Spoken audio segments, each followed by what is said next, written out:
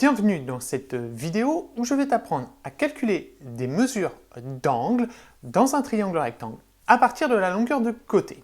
Cela est possible grâce aux relations trigonométriques que tu as pu découvrir dans une autre vidéo.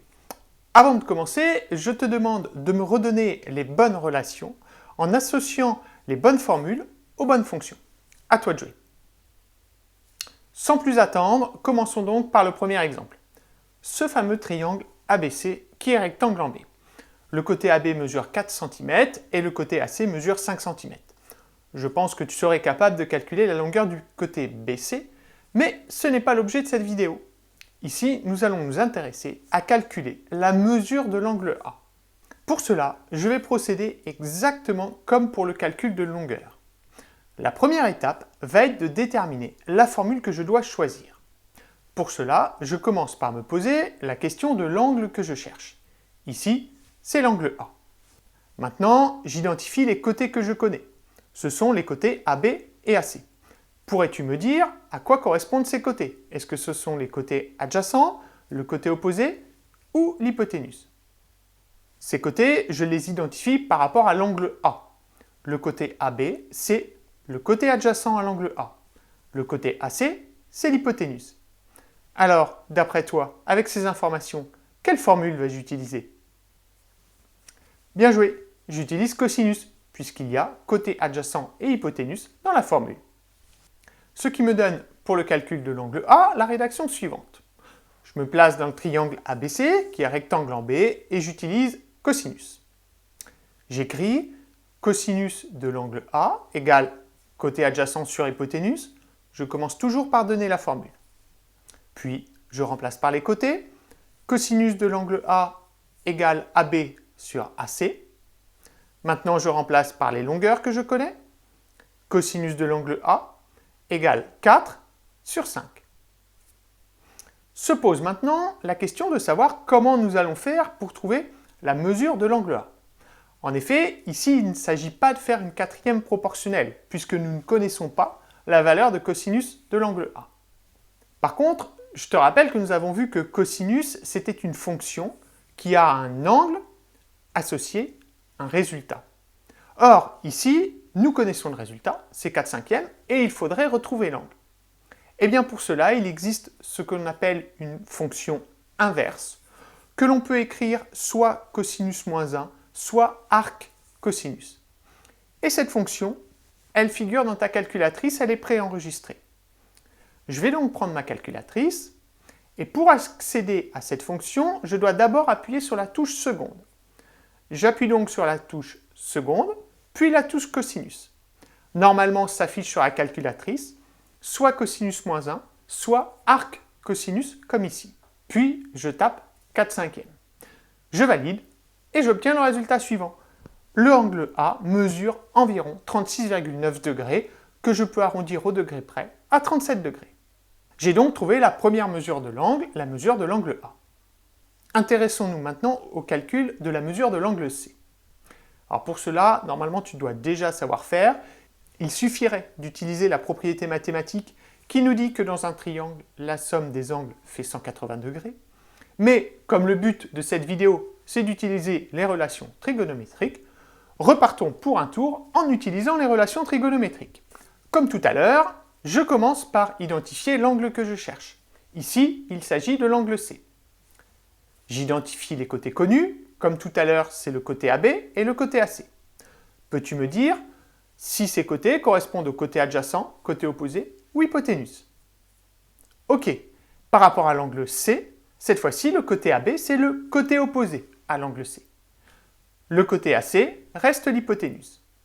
Avec ces informations, quelle formule vais-je utiliser?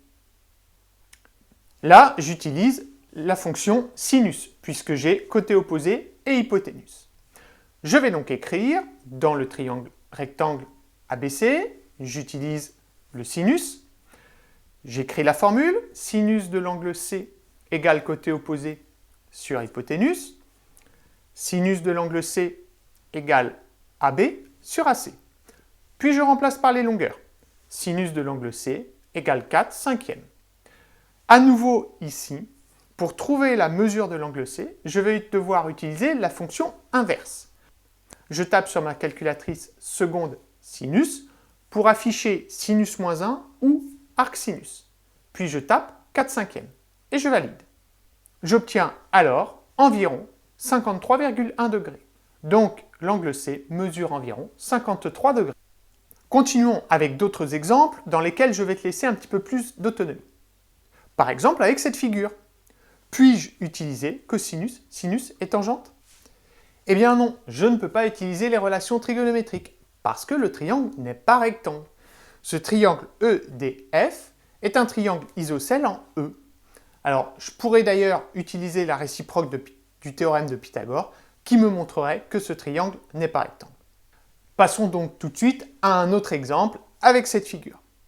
Cette fois-ci, on fait bien attention à vérifier que le triangle est rectangle.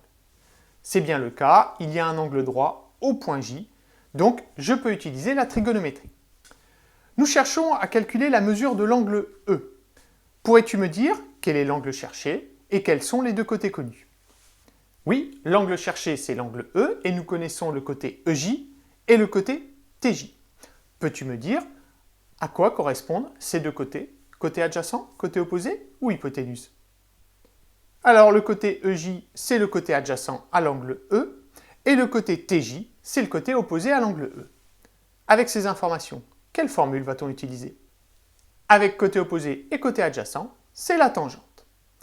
Je vais donc pouvoir écrire que dans ce triangle ETJ, rectangle en J, j'utilise la tangente. J'écris la formule, tangente de l'angle E égale côté opposé sur côté adjacent. Donc, tangente de E est égale à TJ sur EJ. Je remplace par les mesures, tangente de E égale 8 sur 3. À nouveau, avec ma calculatrice, je vais devoir cette fois-ci utiliser la fonction inverse. Je tape donc seconde tangente, ce qui m'affiche arc tangente, 8 divisé par 3, et je valide. Cela m'indique que l'angle E mesure environ 69,4 degrés.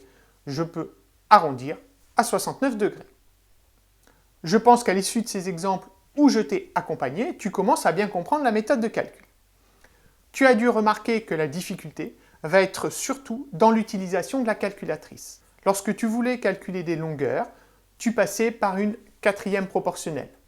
Là, lorsque tu veux calculer un angle, tu as eu besoin d'utiliser les fonctions inverses, c'est-à-dire arc-cosinus, arc-sinus ou arc-tangente. Terminons, car il faut bien conclure à un moment, par un tout dernier exemple que tu vas faire tout seul. Je te propose cet exercice avec le triangle ABC qui est rectangle en B. Et je te demande de me calculer la mesure de l'angle A. Pour cela, tu as besoin d'un cahier de brouillon. Je vais te demander de rédiger au brouillon toutes les étapes que nous venons de faire, puis ensuite de me donner en réponse la mesure de l'angle A. Pense à mettre la vidéo en pause. Corrigeons cet exercice pour vérifier ta démarche et tes calculs. Je reprends donc la méthode avec l'angle cherché. Ici, l'angle cherché est l'angle A. Quels sont les deux côtés que je connais? Le côté AC, qui mesure 9,5 cm et qui est l'hypoténuse, et le côté BC, qui mesure 4 cm et qui est le côté opposé à l'angle A. Côté opposé, hypoténuse, tu as dû utiliser sinus. J'écris donc que sinus de l'angle A, c'est côté opposé sur hypoténuse. Donc sinus de l'angle A est égal à BC sur AC. Je remplace par les mesures. Sinus de l'angle A égale 4 sur 9,5. J'utilise ma calculatrice avec la fonction inverse de la fonction sinus, arc-sinus. Donc je tape arc-sinus de 4 divisé par 9,5. Et on trouve environ 24,9. Je peux donc arrondir à 25 degrés. L'angle A mesure environ 25 degrés. Normalement, maintenant, tu sais parfaitement calculer la mesure d'un angle à partir des longueurs des côtés dans un triangle rectangle. Je ne vais pas te rappeler la méthode que nous venons de voir ensemble. Par contre, l'avantage de la vidéo, c'est que tu vas pouvoir revisionner n'importe quelle partie quand tu veux et où tu veux. Pour continuer à progresser, je te propose de t'entraîner sur d'autres exercices en les téléchargeant en cliquant ici. Je te dis à bientôt.